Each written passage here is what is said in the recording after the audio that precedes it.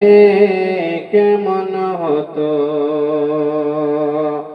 আসতো ভেসে হযরতে বেলালের মধুর আযান, যে আযান ছিল পাক মুগ্ধ রহমান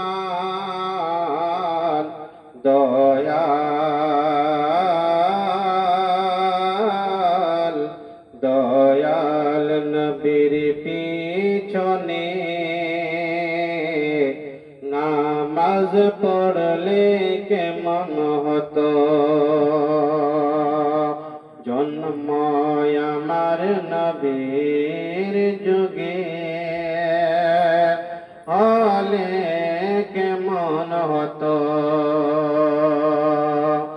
দিনী কত আলোচনায় থাকতাম আমি অধম, সামনে রাসূল পাক হতো পাশে সাহাবাগণ, আবু বকর উমর উসমান আলী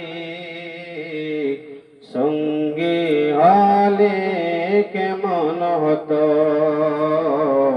আবু বকর উমর উসমান আলী সঙ্গী হলে কেমন হতো। জন্ম আমার নবীর যুগে